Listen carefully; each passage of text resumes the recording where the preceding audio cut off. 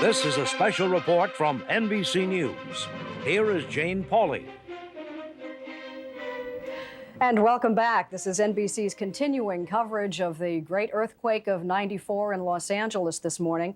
We'll be with you throughout the day, beginning now with reports from here in New York and from KNBC in Los Angeles all day long, right up through a special 11:35 tonight.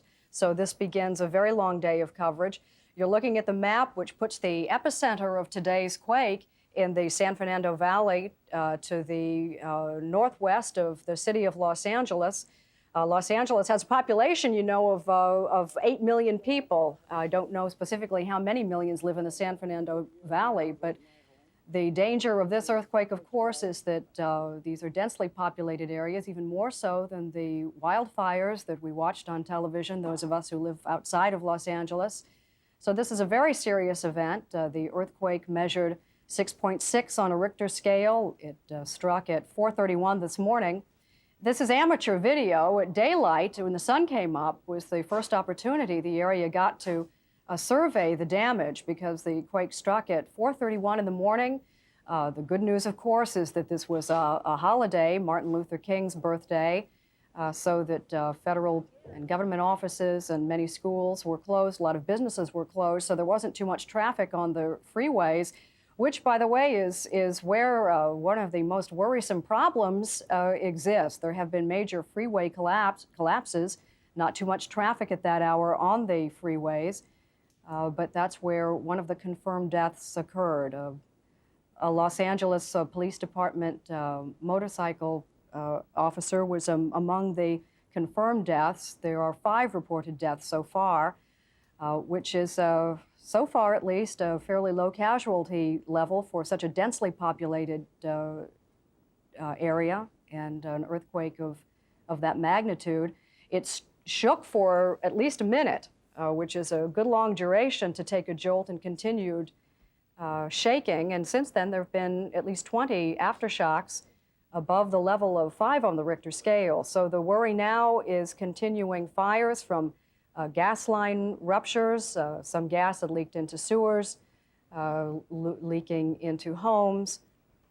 Let's go back to KNBC in Los Angeles and listen to their continuing coverage. Earthquake, 2 of them at Cedars-Sinai Hospital, 2 others elsewhere. They were at the Holy Cross Hospital in Sylmar.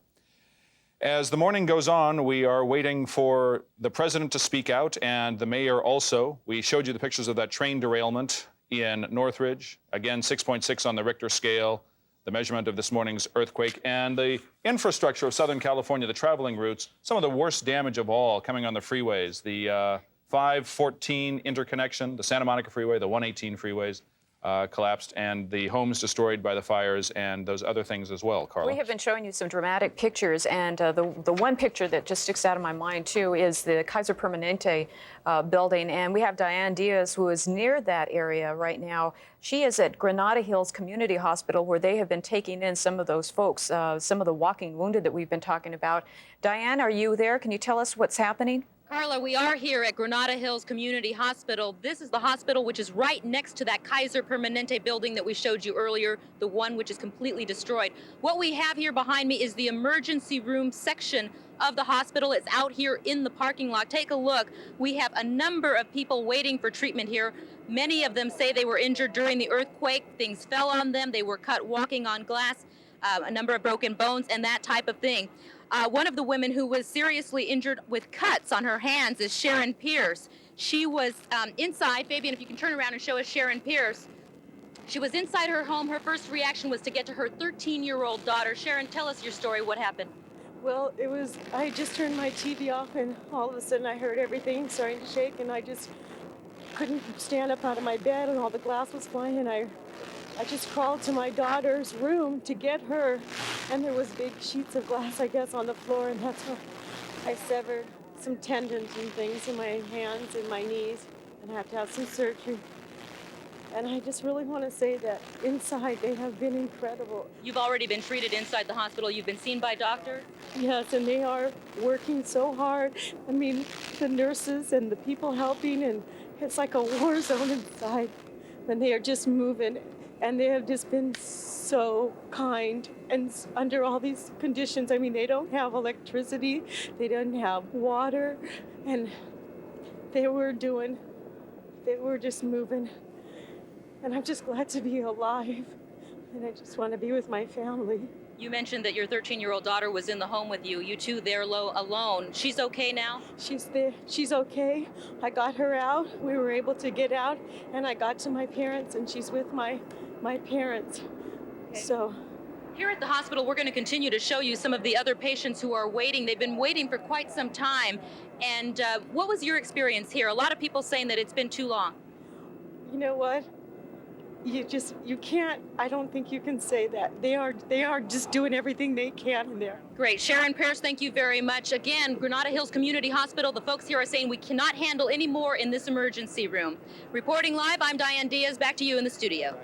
All right, Diane, thanks very much. We're going to go from you to the mayor of Los Angeles right now, Mayor Dick Reardon, talking about this morning's earthquake. All ceremonial and commemorative events today, including the Martin Luther King Parade, be rescheduled so that our police force can be employed for safety purposes in the wake of this emergency. So in closing, let's all stay cool. Let's thank God that we have such strong leadership in the city of Los Angeles. We have problems ahead of us, but I feel that we have the type of people that can solve those problems and stay top of everything. I congratulate the citizens of Los Angeles for the cool they've shown so far. Keep it up, and God bless all of you.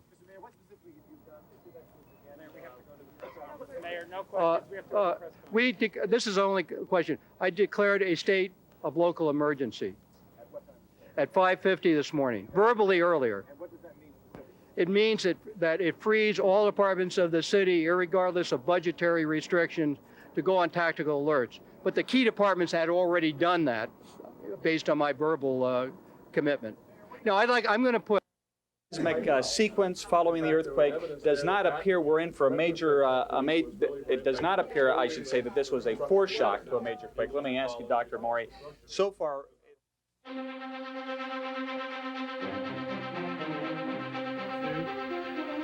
This is NBC's continuing coverage of the earthquake in Los Angeles that happened just before dawn in Los Angeles this morning. You were looking at the seismographs, which continue to record aftershocks by the scores of them, at least 5 of them themselves over the level of 5 on the Richter scale, we're told.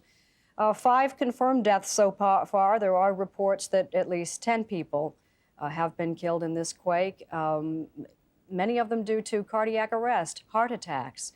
But we will keep you advised of the casualty toll as we continue the coverage of Earthquake 94, where at hospitals and clinics, people who are virtually lining up in, as you can see for yourselves, on chairs in parking lots on what otherwise seems to be a fine day in Los Angeles, where people are combing block by block in areas in the San Fernando Valley, which is the home to some 3 million people in the Los Angeles area, the epicenter of the quake in the Northridge area. Let's drop back in and listen to KNBC's coverage of the earthquake.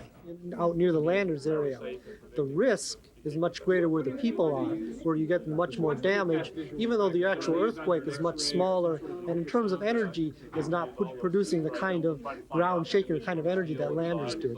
And we're feeling a lot more ground shaking right now. There's more shaking to go. People should stay out of buildings that they don't feel secure. That's right. The reason we're feeling more is simply because we're very close. I mean, most people in LA are only 10, 20 miles away from this earthquake, while they were about 100 miles away from Landers. And so since you're very close, you're feeling all the